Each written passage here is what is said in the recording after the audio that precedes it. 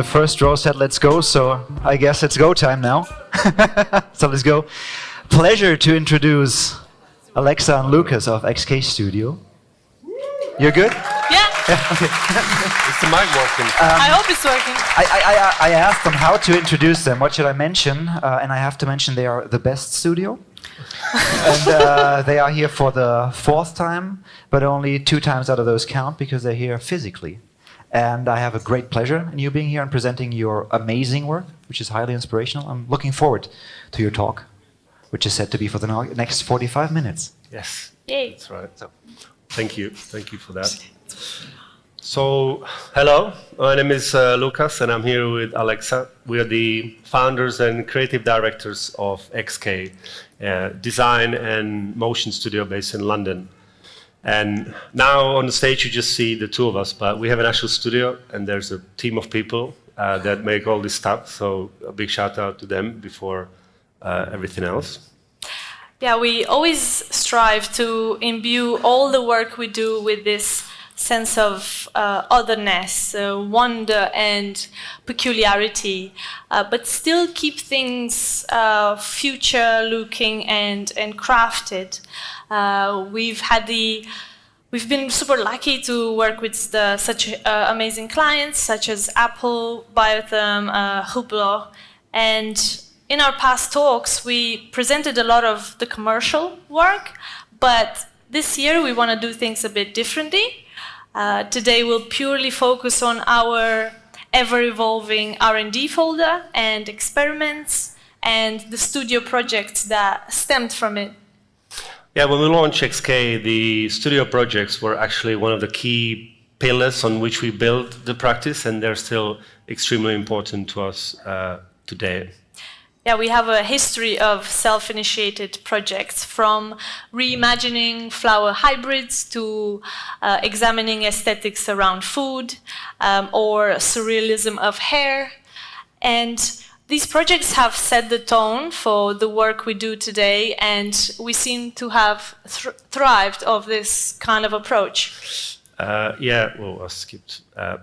We like to dedicate a lot of time to the self-initiated work, and that's how we sort of try to influence the projects that are coming in the studio. And it kind of helps us get really excited. We put this excitement into the research, and that sort of hopefully spills into the projects that come out of it, and that in return ends up being in the decks and briefs and boards that we get from our clients. And often how the studio projects start is with short individual ideas and experiments.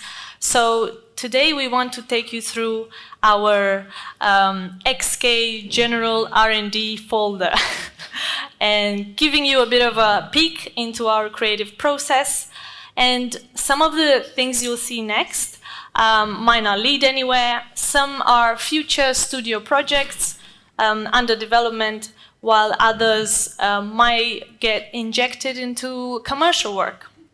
So just before we dive into that, all the work that we do in the studio is 100% Houdini. So not only the kind of simulation that you see, but also all the modeling, lighting, rendering. We just do everything there and don't leave it at all. But when it comes to the simulation, we always love kind of exploring the physical phenomena through different solvers, but not just kind of use them as they are, but kind of misuse these to perhaps not do what they're really intended for. Like in this example here, we use some velocity fields to sort of shape the fluids to look like flowers, like finding ways of how the fluids interact is always super cool. Yeah, for instance, in this series, the fluid tendrils started to hint at these underwater organism or like jellyfish-like creature. So we thought it would be interesting to create a see-through cloth membrane or like an enclosing shell for it and witness the interaction between the two in this mesmerizing and very meditative type of dance. or taking fluids or pyro and finding a novel way of meshing and layering its surface to get these almost mechanical shapes that could resemble abstract bodies of cars dancing with windshields. And yeah, in general, we love not using the tools for their intended purpose. And high fields is another one of them, which is what we used here to create these abstract, microscopic, like landscapes.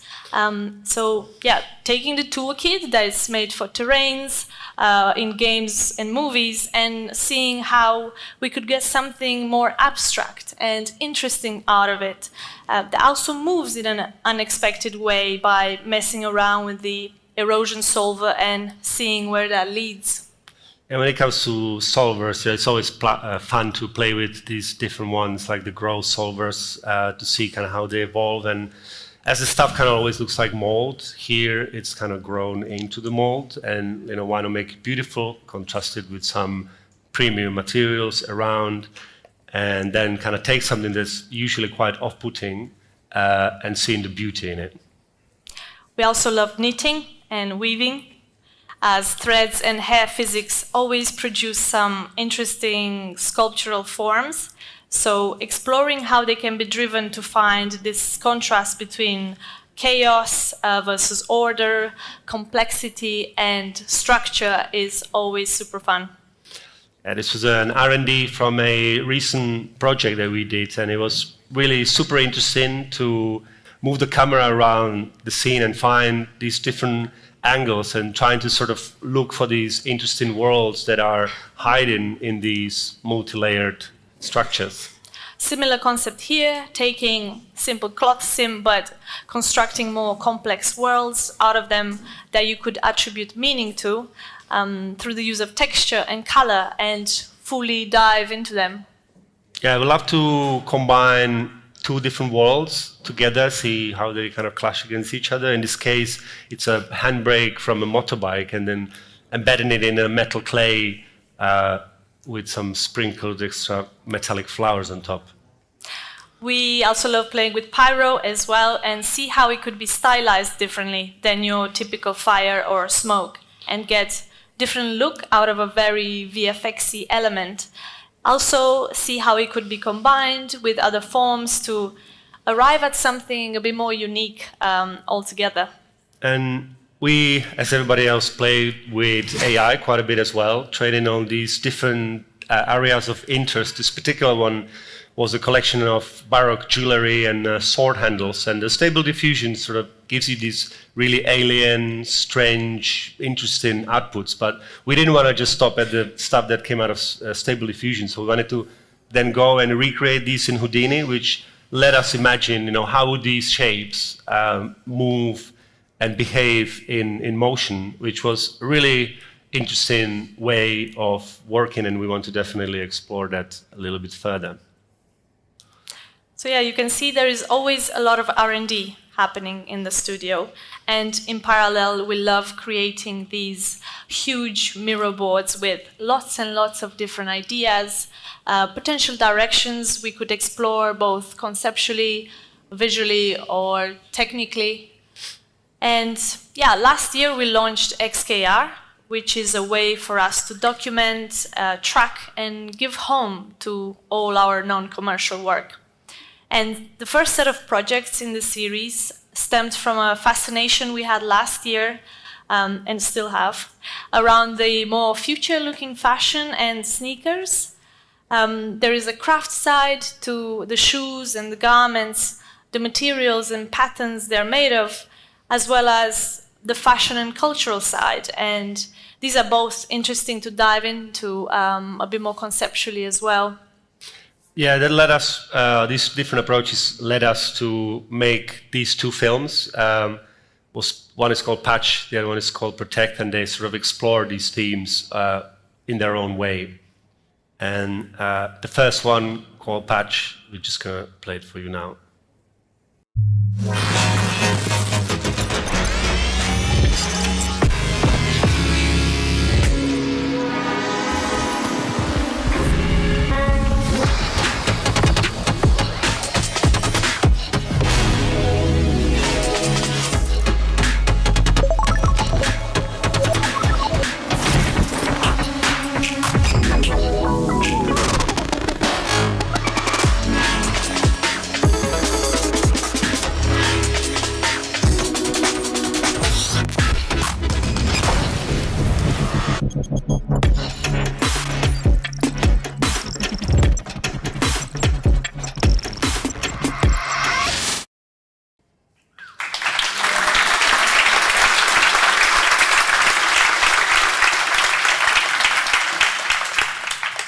Shout out to Zelik who did the audio.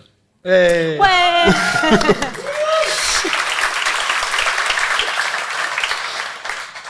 So yeah, the patchwork concept is what lies at the heart of it all, from the design of the shoes and cloth sculptures that you saw, to the way we layered the 3D and 2D graphics within a frame, and finally to how we edited the shots and assembled the final film. Yeah, we really wanted to satisfy this curiosity and obsession with creating intricate cloth sculptures by using purely digital tailoring techniques, acknowledging and sort of celebrating the rise of digital fashion, and explore the materiality, the technicality of the different tailoring methods that you can see, such as weaving, stitching, welding, paneling, and kind of see how we would bring them all to life in a digital space. And also pay tribute to the Y2K culture, the graphic design style around it, and sort of use it for the 2D elements and typography that help us kind of add another layer to this whole kind of patch idea. And of course, we have to acknowledge, Houdini, Vellum involvement here is entirely done in Houdini. There's no marvelous designer, and yeah, as you can see, we really stretched Vellum on this one. We started with these individual elements that make the shoe, the cloth and the thread, taking 2D shapes and almost having a pattern-making approach, working with repetition and bringing them to life in 3D with the playfulness of the motion. We then assembled and overlaid some of these in a more 2D style over the title of the film, and examine others on their own as these playful kinetic sculptures. And yeah, it was interesting to work this way, as we would design these sculptures first and then see how elements of them can be applied onto the shoe design later. So here, for instance, we really liked that circular shape that worked both as a glass structure that supported those pillows, but also the yellow overlay, which then made its way onto the shoe design later. And yeah, when it came to actually designing the shoe and assembling it all together, even though it's a digital shoe, all the stitching and holding it together is actually done as if it was a real shoe. So kind of having all the constraints set up, it was a lot of fun, and then like straightforward to play with a shot like this, how it comes together, work on the different timings, and just kind of explore what works best. And since it's all vellum and actually holds together, we could then go and put the sneaker under these stress tests and twist it, bend it, inflate it, and get a lot of interesting detail out of it that you wouldn't really get if these elements were just textured in or sculpted in. So a little breakdown of the setup. The sort of base of the shoe was kind of semi-procedurally made, and then the individual parts of the shoe were detailed by attaching different patterns onto the different parts of the shoe using a UV projection method, by bringing both the pattern and the part of the shoe into the same UV space and projecting it this way. So you can then see kind of all the different patterns in their unprojected way projected onto the shoe and how that looked. And then the projected pattern were detailed with stitches that sort of connected it all together. And those were done actually using the vellum constrained geometry itself, but we used it for the stitching. And then for the setup itself, as there were so many different parts, it was really important to kind of neatly color-coded everything and have a good organization. As you see, there's like just loads of them. And so it was important to stay neat because, yeah, when we then all brought it all together and the constraints were set up, you can see that that's a lot of vellum constraint nodes. And it was super important to get it all neat and tidy. And this was all then brought together, simulated, and this is more or less kind of a setup that was used on the shoe throughout the film. And yeah, with this amount of detail, we could get very close and really examine that intricacy and complexity up front, given by that beautiful stitching and the the texture on all of these patterns, finding interesting angles within it where the patches form standalone graphic compositions. And from a style perspective, we explored several different looks, but ultimately settled on three. First one featuring this diffused, soft type of fabric, and it's the most colorful, while the second is a lot more reflective and metallic with a muted color palette. And for the last one, getting back to that Y2K feel with the vibrancy of colors and gradients and this iridescence effect. And here are some more explorations in still form, hinting at a more editorial style with a type of lighting and angles, while exploring elements that the shoe could rest in, balancing the intricacy and detail within it with something a bit more minimal, glossy, and almost candy-like for the environment. And we have to mention we collaborated with Leo, who's an amazing graphic designer that sort of helped us gel it all together with these over-the-top graphics that he made, and taking hints and cues from the color palettes and the design language that was established in the film, but then kind of pushing it further with the gradients, the airbrushing, and the HUD elements. Yeah, Leo designed all the amazing logos and typography and animated them too, which really helped to bring everything together and gave another layer of detail and motion on top of already quite intricate film. So when we brought everything together, we tried to balance the 2D graphics within the 3D sort of layer, so they complement each other, and it's not one that overtakes the other, but they work together in harmony. And yeah, it was a really nice way of working that opened up some future collaborations with Leo, but also in terms of the film in general, and how designing our own shoe led to some new ways of thinking. And yeah, at the end, we wanted to emphasize that we're not trying to sell you a shoe here. It does not exist, so why not blow it up? All right, the second film in the series called Protect.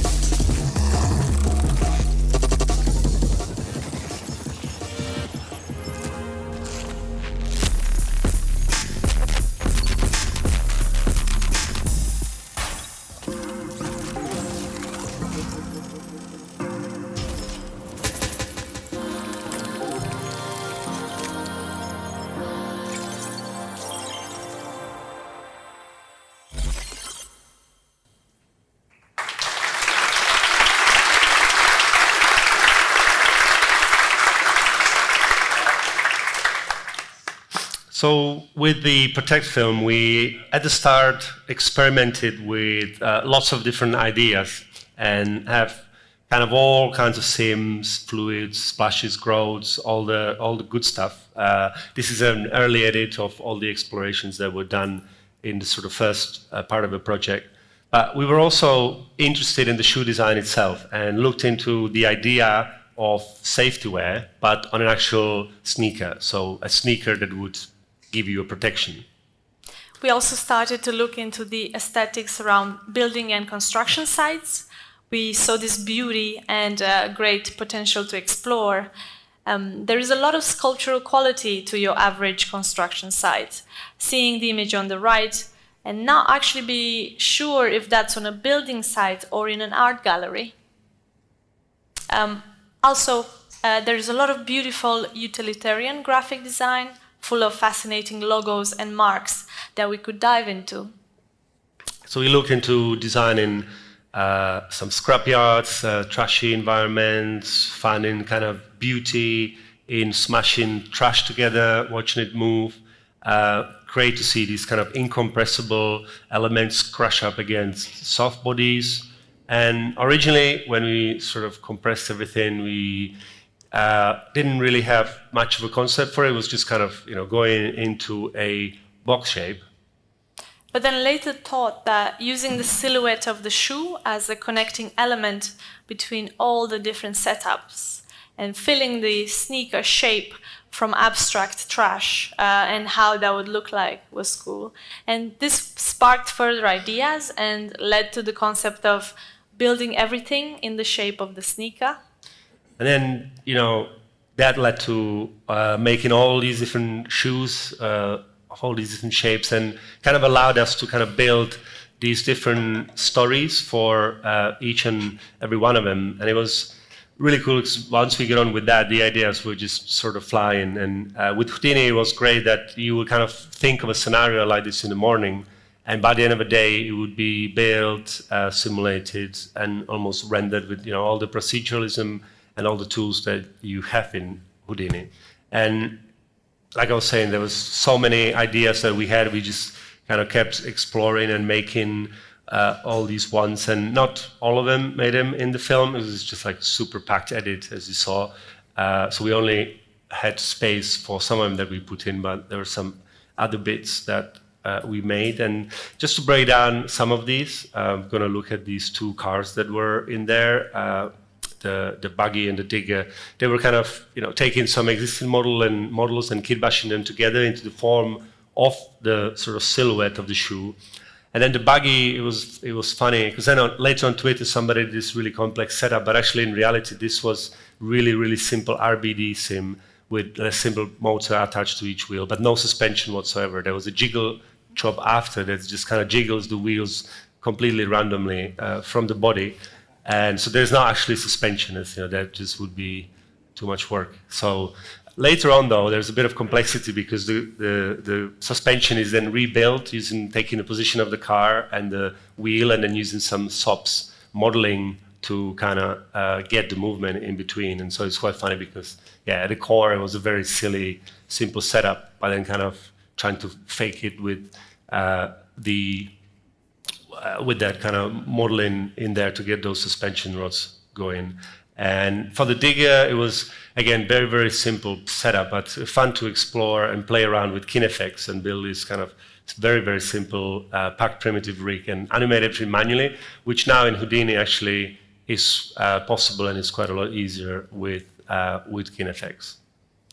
For the foam sequence, we took separate experiments from that R&D soup of early explorations that we thought would go well together and unify them through the shading and the lighting, mixing in some translucency and making the foam look weird and layered, and adding a lot more detailed post-simulation through the UVs that we had on the fluid.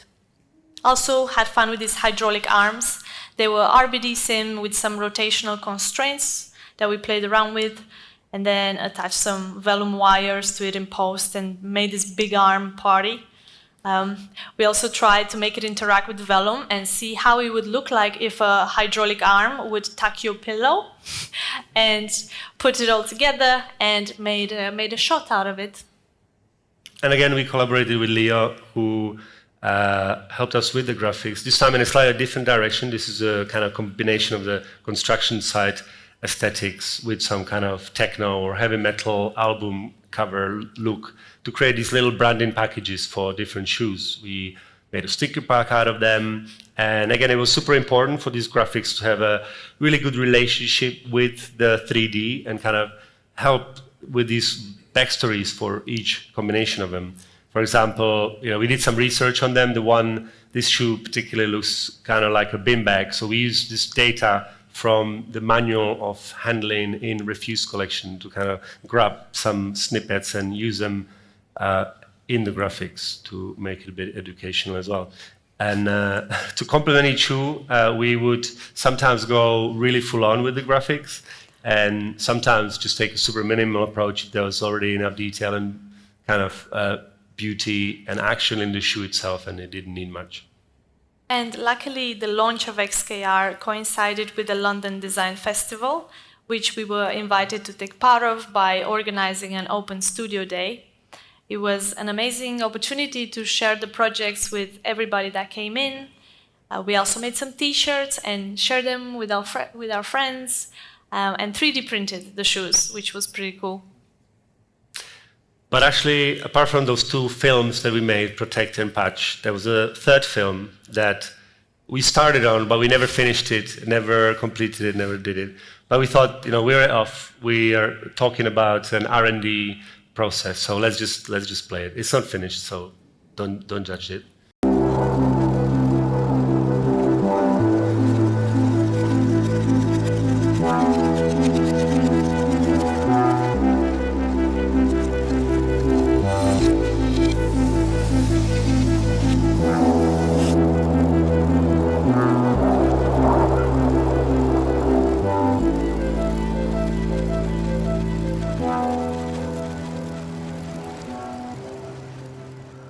This one was meant to be kind of set in this really not very uplifting version of a metaverse where the machines took over and just took over everything, including your shoe, basically.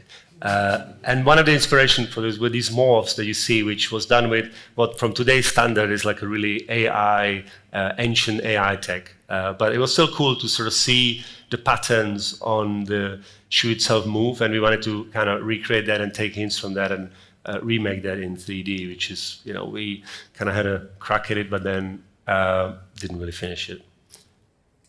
The last mini-series that we'll show you today is a triptych of films that we showed as part of Stockholm Coons.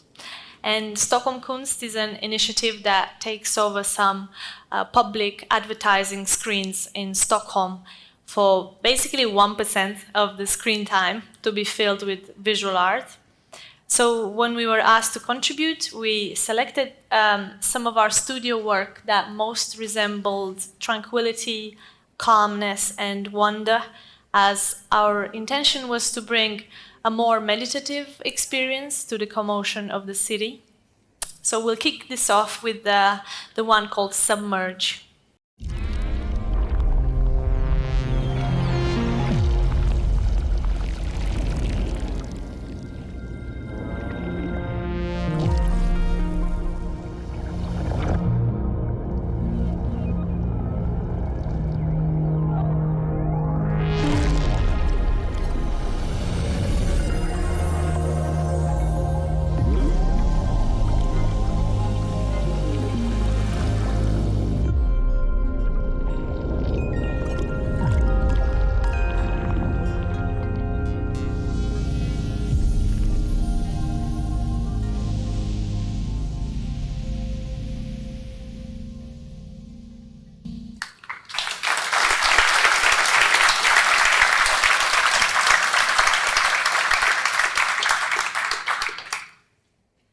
So what led to this project was an ongoing fascination with strangely beautiful and alien-looking animals, and going back to that Miro R&D board with directions that we want to explore, we had a collection there named Creaturo, which revolved around these insanely colorful deep-sea organisms and birds and insects. And one of them was a sea slug called Spanish dancer, which swims through contractions and undulations of the body that we found so beautiful and almost hypnotizing. We got to play with this form while working on another commercial project and ultimately didn't end up using it there, but we kept it at the back of our minds, and the excitement was there to try to use it for something else. So later down the line, we got to develop it further and create our own imaginary underwater species with the intention to be inspired by the real form and mechanics of that movement, but interpret it through our own eyes and not trying to arrive at one-to-one copy of the real thing, but take that undulated edge as a starting point and then see where it takes us. And the way we build the main form is quite straightforward. The shape was drawn and adjusted in SOPs with a mask around the edges and some spheres underneath. And both the edges and the spheres inflate with vellum, which shape the original flat cutout into the beautiful undulated form that we were after. In terms of art direction, we wanted to play with a visual contrast between softness of the inner body versus like a harder shell exterior, a contrast which was then mirrored with the explosive bursts versus moments of calm for the motion, and keeping the color vibrancy that is very specific to deep sea life, but complemented with a more reflective finish and metallic fluid that spews out of it, and taking it into a more synthetic and surreal territory and out of National Geographics. And this was the final end card that we developed for it. Again with Leo, and yeah, we actually went to Stockholm to have a look at all those, but sadly didn't catch this particular one plane, so we at least mocked it up in comp. I don't know if you can, but to sort of make see how it would feel to see it in real life. There was we comped the glow in and everything, but it was really there. The photo on the left is a real photo, and we hope that the people of Stockholm enjoyed it, even though we couldn't. Then the second one out of this triplet was an installation that we called Flow, which was these kind of meditations on hypnotic fluid, and this is a real video, by the way, this is not comped, playing with this pearlescence and almost petroleum look, and the mesmerizing motion that you get, and watching the tendrils of these viscous fluids dance and tangle on the facade of the building was really cool. But then we also kind of took the shots that we had from here with some extra ones that we had and put an edit together that we can watch next.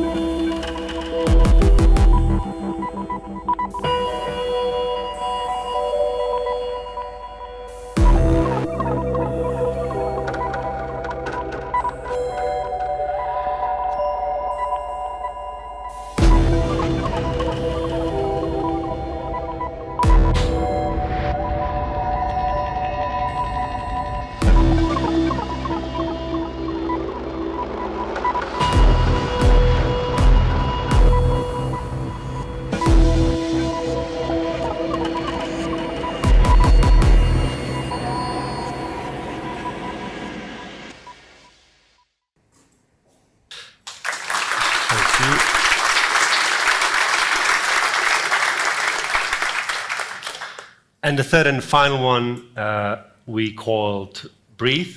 It was an installation that was displayed on this really industrial kind of crane-looking structure, and we used this breathing cloth that kind of came from an earlier digital collage of elements that we'll quickly play.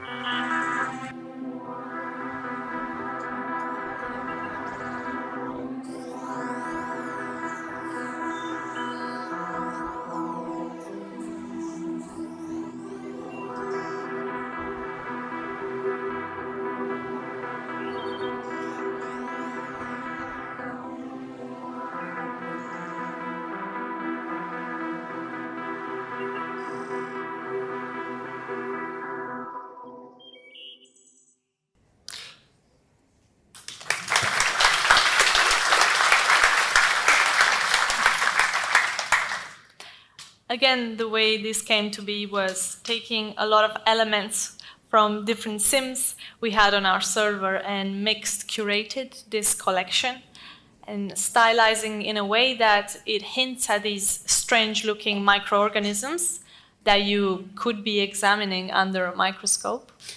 Yeah, and then we kind of like mashed it all up in this very psychedelic look, which is meant to evoke this kind of primordial cosmic soup full of quantum ingredients out of which the life itself is made of. And yeah. So yeah, on that, we're going to wrap up the talk. Thank you for coming and staying here with us. Thank you, Side Effects, for inviting us once again. And a final massive thank you to our XK gang who is here with us, who helped make all of this happen.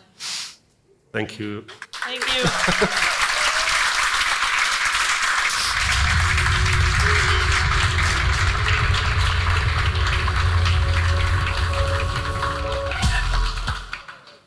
Thanks so much for the amazing work.